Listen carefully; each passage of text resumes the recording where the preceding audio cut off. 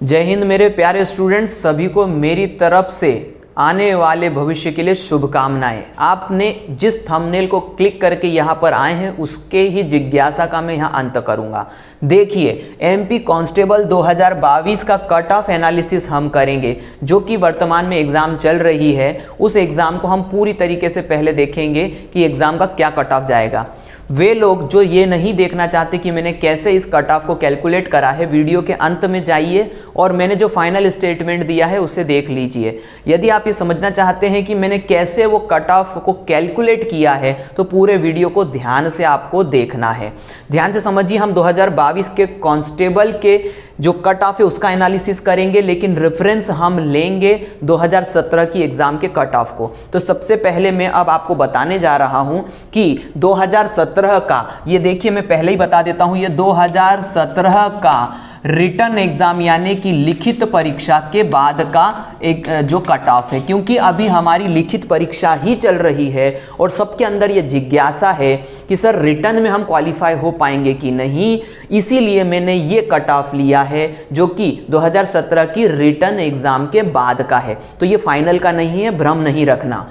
मैं पहले ये कट ऑफ के बारे में बता देता हूँ कि कौन वो बच्चे थे जिन्होंने कितने नंबर लाए मिनिमम कि वो रिटन निकाल पाए। रिटन में कांस्टेबल जीडी में मेल में जनरल का कट ऑफ था 70.5, जनरल में ही फीमेल का कट ऑफ था 46.79। ध्यान से समझना, मेल में ओबीसी में यदि हम बात करें तो कट ऑफ गया था 67.45। कांस्टेबल फीमेल की बात करें ओबीसी में तो 61.23। मेल की यदि हम बात करें एससी में तो 56.89। फीमेल की बात करें एससी में तो 48.63। मेल जीडी एसटी की बात करें तो कट ऑफ गया था 49.07 और फीमेल का एसटी में कट ऑफ गया था 42.78। मैं जितने सरल शब्दों का इस्तेमाल कर सकता हूं करूंगा आपको समझाने के लिए, थोड़ा संयम रखना। ये कट ऑफ था रिटन एग्जाम 2017 का। अब हम आगे बात करते हैं, इसकी ज़रूरत हमें सबसे आखिरी में पड़ेगी। ये मैंने आपको पिछले बार का कट ऑफ बता दिया। अब हम आगे बढ़ते हैं। देखिए, जो कैलकुलेशन मैं करने वाला हूं उसको मैं सिलसिलेवार तरीके से आगे ले जा रहा हूं। ये मैंने पिछली बार का आपको बता दिया। अब यहां पर ध्यान से समझिए, 2022 में मध्य प्रदेश में सिटी सेंटर यानी जिन जिन शहरों में सेंटर दिए गए थे वो ये टोटल सेंटर हैं। इनकी संख्या है 15 शहरों में यानी कि सिटीज़ में सेंटर स्थापित किए गए थे। अब याद रखिएगा कि कुछ सिटीज़ में ज़्यादा सेंटर थे और कुछ में कम थे। अब यहाँ पर आगे के लिए याद रखिए, मैं इंदौर और भोपाल 2 शहर हैं जहाँ पर बहुत सारे बच्चे तैयारी करने के लिए जाते हैं, इसीलिए यहाँ पर ज़्यादा सेंटर होते हैं। कुछ ऐसी जगह है जहाँ पर एक ही सेंटर था और कुछ जगह थी जहाँ 2 सेंटर था। अब मैं यहाँ पर बात करने वाला हूँ कि कुल मिलाकर के शहरों के हिसाब से तो 15 सेंटर थे, लेकिन उन शहरों के अंदर भी यदि हम टोटल कैलकुलेट करें तो कितने सेंटर थे, तो अब उसके ऊपर हम बात कर लेते हैं। देखिए, ये 15 सेंटर की यदि हम बात करें तो इसको मैंने कैलकुलेट कैसे किया है। इंदौर में हमने माना कि 6 सेंटर हैं, कुछ ज़्यादा कुछ कम हो सकते हैं। भोपाल में हमने माना कि 6 सेंटर हैं और अदर जो 13 सिटीज़ हैं, शहर हैं, उनमें हमने प्रति शहर 2 सेंटर माने। किसी में 1 भी था, किसी में 2 था। इसी प्रकार से कुछ शहरों में यदि ज़्यादा और कम होंगे तो वो यहाँ पर कंपनसेट हो जाएंगे। मैं जिस प्रकार से कैलकुलेट कर रहा हूँ उसमें +1% 2% का एरर हो सकता है। तो यहाँ पर हमने कहा कि टोटल मिलाकर के हम जोड़ेंगे तो 13 शहरों के 2 सेंटर 26 सेंटर हो गए और 6 और 6 12 इंदौर और भोपाल के सेंटर हो गए 6 और 6 12। तो टोटल मिलाकर के 38 सेंटर थे 15 शहरों में। आपको मैं उम्मीद करता हूं कि सरलता से समझ में आ गया होगा। 15 शहरों में 38 सेंटरों पे बच्चों ने एग्जाम दी है जा करके। आगे बढ़ते हैं। अब इस 38 को याद रखिएगा जो कि कुल सेंटरों की संख्या है। अब मैं आपको आगे बता चुका हूं, यहां पर लिख देता हूं 38 जो है ये सेंटर हैं। टोटल 38 सेंटर है। अब हम आगे बढ़ते हैं और अगला कैलकुलेशन करते हैं। हम यह पता कर रहे हैं कि क्या आगे निष्कर्ष निकलता है इसका, धीरे धीरे संयम से समझ में आ जाएगा। अब ध्यान से समझिए, मैंने क्या किया है, एग्जाम सेंटर कितने थे, 38। इन 38 सेंटर्स के ऊपर प्रतिदिन में 2 शिफ्ट में एग्जाम हुई है, कहीं पर 1 भी शिफ्ट हुई है तो कहीं पर 2-2 हुई है, तो हम इसको मैक्सिमम 2 पे लेकर के चल रहे हैं। तो टोटल नंबर ऑफ शिफ्ट कितनी हो गई, 76। ध्यान से समझिए, प्रतिदिन पर डे 2 शिफ्ट हो रही है। इस प्रकार से 38 सेंटरों के ऊपर पूरे मध्य प्रदेश में 76 शिफ्ट में एग्जाम हो रही थी एक दिन में। एक दिन में 76 शिफ्ट, याद रखिएगा इस डेटा को। आगे बढ़ते हैं तो हमने कुल मिलाकर के शिफ्ट की संख्या मान ली 76 है। कितनी है, 76 पर डे। याद रखिएगा, प्रतिदिन 76 शिफ्ट हो रही थी पूरे मध्य प्रदेश में, ऐसा हम मानते हैं। इसके बाद का कैलकुलेशन फिर से समझाता हूं। इसके बाद में कैलकुलेशन कुछ इस प्रकार से है कि total number of exam shifts. अब हमें पूरा पता करना है कि पूरे मध्य प्रदेश में एमपी कांस्टेबल की जो एग्जाम चली है वो कितने शिफ्ट में हुई है। तो प्रतिदिन 76 शिफ्ट हो रही थी और टोटल एग्जाम चलेगी 33 दिन, 33 डेज तक ये एग्जाम चलेगी। इस प्रकार से यदि मैं प्रतिदिन के शिफ्ट संख्या को टोटल डेज से गुणा कर देता हूं तो टोटल मिलाकर के शिफ्ट की संख्या आ जाएगी। ये हैं शिफ्ट, कुल शिफ्ट की संख्या पूरी मध्य प्रदेश एमपी कांस्टेबल की एग्जाम 2508 शिफ्ट में खत्म होने वाली है। ये मैंने अभी आपके सामने इस प्रकार से कैलकुलेट करके बताया। उम्मीद करता हूं इतना गणित आपको समझ में आ गया होगा कि कुल शिफ्ट कितनी है, 2508। अब यहां पर हम बात करते हैं उसकी, जो हमारा एनालिसिस है, हमारा सर्वे है, ऐसा आप कह सकते हैं। जितने भी लोगों से हमने बात करी है उसके बारे में मैं आपको बता रहा हूं। तो यहां पर अब मैं इसे मिटा देता हूं और इस डेटा को याद रखिएगा। कुल मिलाकर के 2508 शिफ्ट एमपी कांस्टेबल की एग्जाम की हुई है। अब इस डेटा को वैसे मैं यहां लिख देता हूं सरलता के लिए, 2508 ये हैं कुल शिफ्ट। अब हम आगे बढ़ते हैं। अब इसके बाद में मैंने क्या करा है वो देखिएगा। अजम्पशन की यदि हम बात करें तो हमने क्या अजम्पशन रखा और उसका कारण भी मैं आपको बताऊंगा। कोई भी लफ्फेबाजी नहीं करूंगा, जो भी है वो स्टैटिक के आधार पे है। आपका भी कोई अनुभव होगा तो शेयर जरूर करिएगा।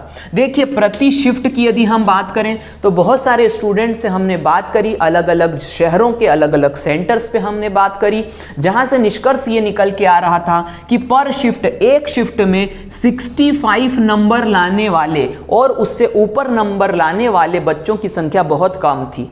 तब हमने ये अजम्पशन लिया हर एक स्टूडेंट से ये जान करके कि बताइए कितने स्टूडेंट थे जो 65 के ऊपर आए हैं।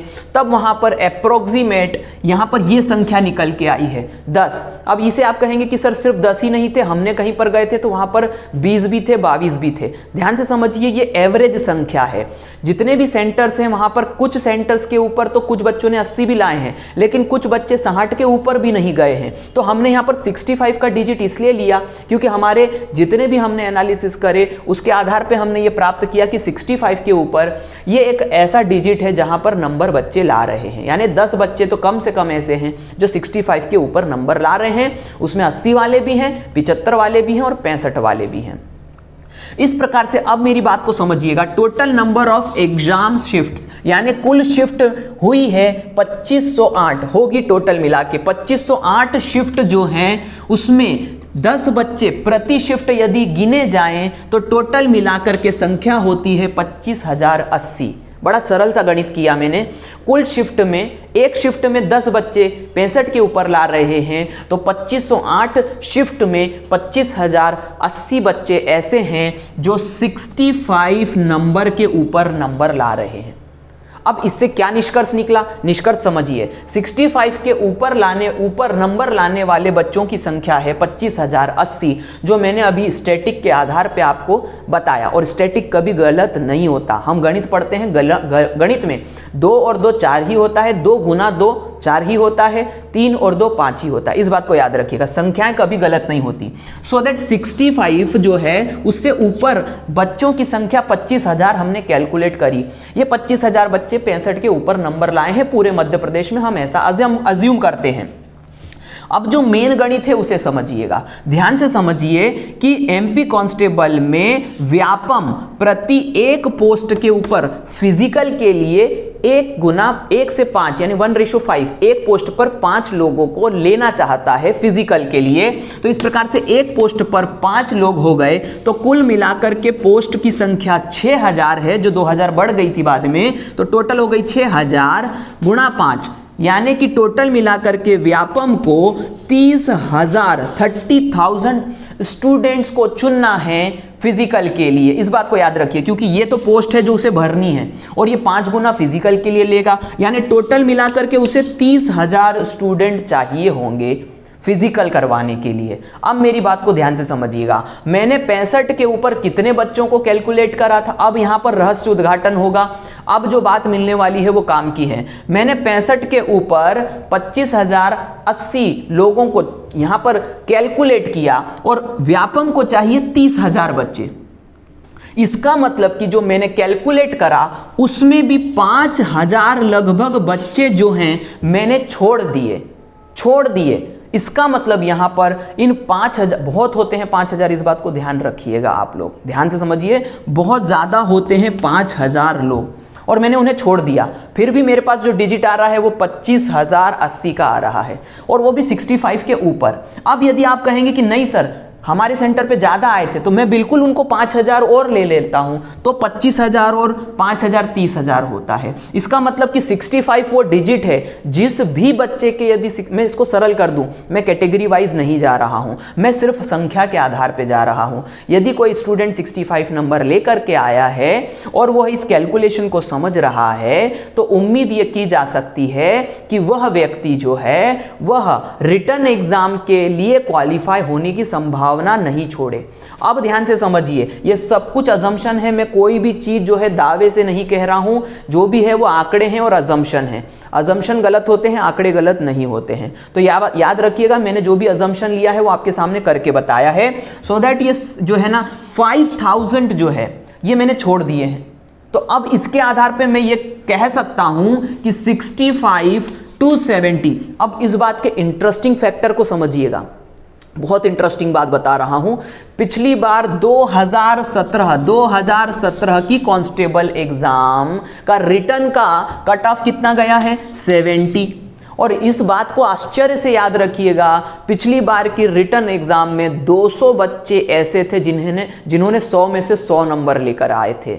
इतना सरल पेपर था पिछली बार का कि 200 बच्चे 100 में से 100 नंबर लेकर आए थे 2017 में, और तब भी जब वे 100 में से 100 लाए थे तब भी कट ऑफ 70 गया था रिटर्न का, जनरल का।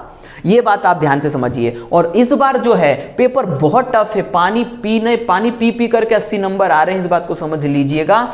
तब जाकर के हम यहां पर ये कह रहे हैं कि 65 to 70 हमारे अकॉर्डिंग यहां पर विचार करा जा सकता है। श्योर नहीं कह रहा हूं, कोई दावा नहीं कर सकता कि कट ऑफ क्या जाएगा, बस हम इस आधार पे जो आपको मैंने बताया, ईमानदार कोशिश करी है, किसी को भ्रम में नहीं रखना चाहता। मैं सिर्फ ये ईमानदार कोशिश इसलिए कर रहा हूं ताकि वे स्टूडेंट जो ये सोच रहे हैं कि क्या होगा क्या नहीं होगा, उन्हें कुछ ना कुछ रास्ता मिल सके। 65 to 75, पिछली बार 70 गया था, 65 इसको हम इसलिए ले रहे हैं क्योंकि मैंने आपको कैलकुलेट करके बताया। उम्मीद करता हूं आपको समझ में आया होगा। मैं फिर ये कह रहा हूं कि 65-70 के बीच में यदि हम नंबर ला रहे हैं तो रिटर्न हमारा क्वालिफाई हो सकता है, कंफर्म नहीं है, हो सकता है, ये मैंने आपको बताया।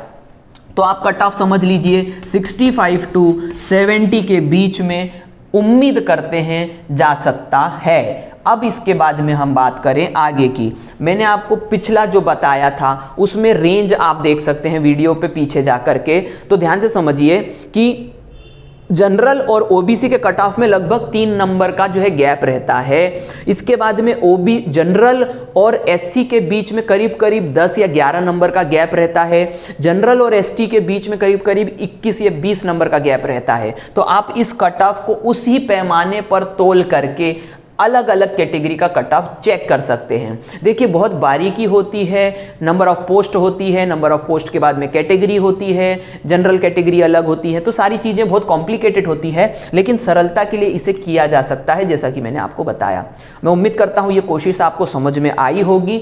एक और बात इंपॉर्टेंट आपको बता देता हूँ, एमपीएसआई और पटवारी के फुल लेंथ क्लास यहाँ पर आपको मिलने वाले हैं। तो यदि आप चैनल पर बने रहते हैं तो आपको फुल लेंथ एमपीएसआई के सभी सब्जेक्ट अलग अलग टीचर से, स्पेसिफिक टीचर से पढ़ने को मिलेंगे ऑनलाइन लाइव क्लासेस में। तो यदि चैनल सब्सक्राइब नहीं करा है तो चैनल को सब्सक्राइब कर देना है और लाइक कर देना है यदि आपको पसंद आया। और यदि आप अपनी कोई बात कहना चाहते हैं तो कमेंट करिएगा, कोई दिक्कत नहीं है इसके लिए। आपके विचारों के लिए मैं वेलकम करता हूं। सभी हम जो हैं वो एक प्रकार से एक ही नाव में बैठे हुए हैं, हम सब अपने भविष्य के लिए अच्छा ही चाहते हैं, हम भी आपके भविष्य के लिए अच्छा चाहते हैं, इसीलिए ये कोशिश करी है। उम्मीद करता हूं कि आपको चीज़ें जो है वो समझ में आई होगी। आगे के लिए जो भी नोटिफिकेशन इसके बारे में रहेंगे प्लीज़ चैनल के ऊपर सब्सक्राइब करके नोटिफिकेशन ऑन करके रखिए। उम्मीद करता हूं आपको चीजें समझ में आई होगी। तो यहां पर इस बात को और एक चीज को ध्यान रख लीजिएगा, मैं बोलना भूल गया था, ये complete free of cost course रहेगा, यानी कि जो भी है वो कोई इसके लिए आपको पैसा खर्च नहीं करना है, पैड नहीं करना है। तो ये बात को आप याद रखिएगा। एमपीएसआई और पटवारी की फुल लेंथ क्लासेस आपको मिलेंगी आगे इसी चैनल के ऊपर। स्वस्थ रहिए, मस्त रहिए, अपना ख्याल रखिए, अपने माता पिता का ख्याल रखिए, अपने लिए मेहनत करिए और अपने लिए मेहनत करने से पहले अपने माता पिता के लिए मेहनत करिए। सभी को मेरी तरफ से जय हिंद। आपका भविष्य उज्जवल हो ऐसी कामना के साथ में। Thank you very much.